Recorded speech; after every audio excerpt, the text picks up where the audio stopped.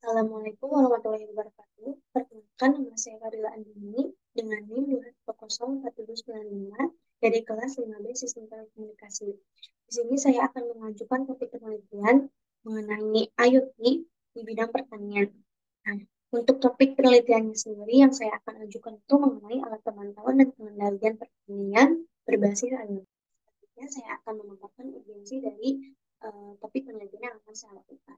Nah, untuk yang pertama tentunya efisiensi pertanian. Jika kita masih melakukan seperti manual, gitu.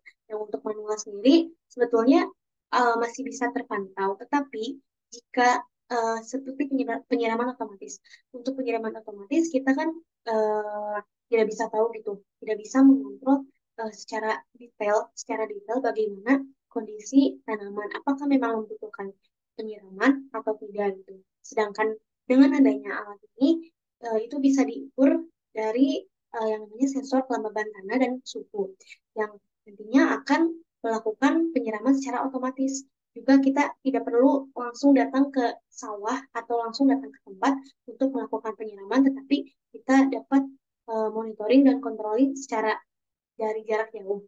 Nah, kemudian untuk penyiraman, untuk deteksi dan pengusiran hama sendiri itu, untuk deteksinya kita juga tidak bisa tahu kalau misalkan hama itu bakalan datang di waktu kapan gitu. Karena hama datang tidak bisa diprediksi gitu kapan hama datang.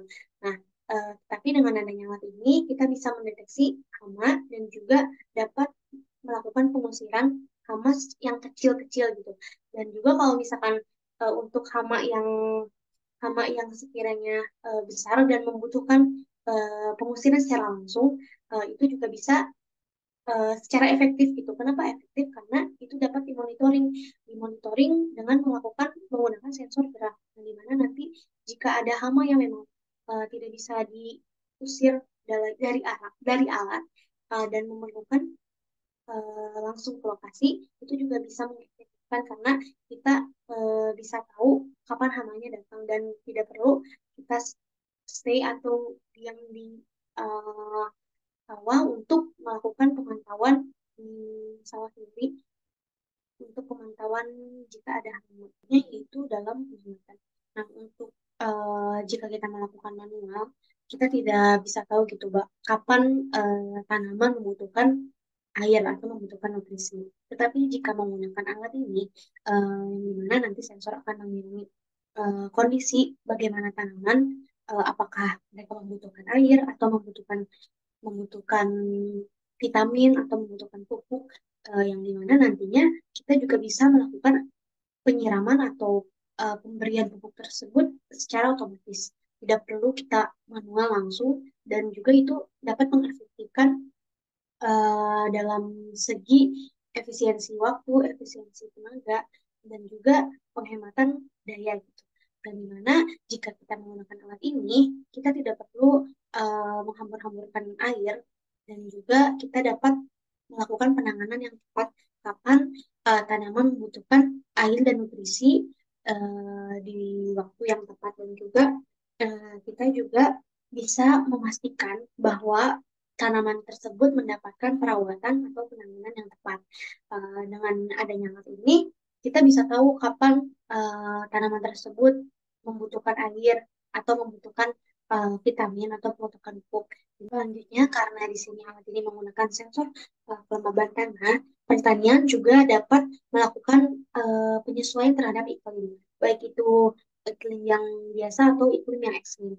Karena di sini kan kita tidak bisa tahu gitu perubahan iklim itu jika panas atau hujan dan itu juga tetap menghambat gitu karena sesuatu yang berlebihan itu dapat menghambat pertanian dan di sini juga sensor-sensornya juga dapat merespon dengan cepat terhadap kondisi lingkungan dan kondisi cuaca yang ekstrim.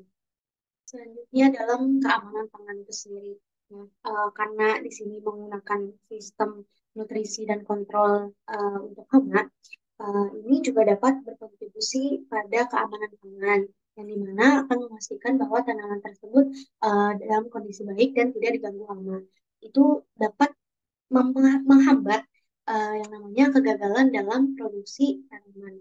untuk produksi tanaman padi yang akan saya teliti itu khususnya. Di sini ada beberapa referensi yang telah saya buat, di mana sama mengenai bidang pertanian berbasis IoT. Nah, di sini ada 17 referensi yang telah saya buat.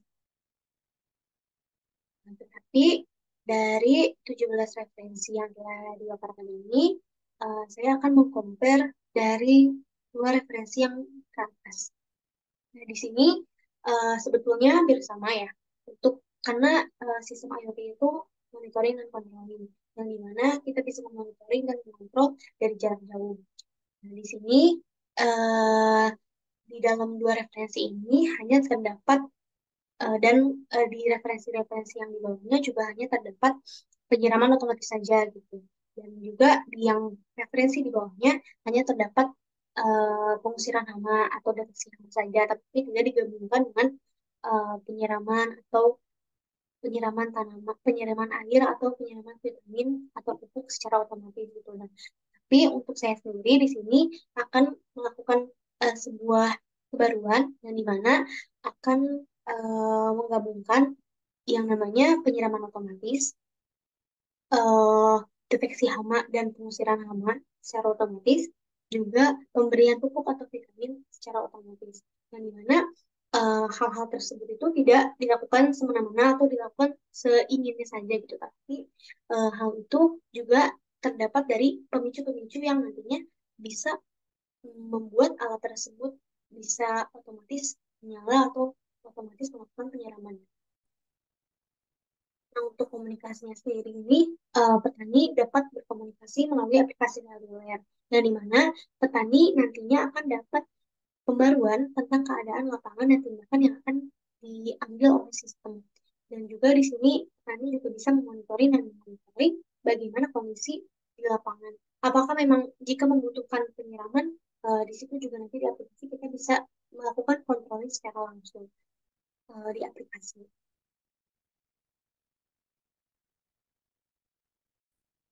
Mungkin sekian yang dapat saya sampaikan.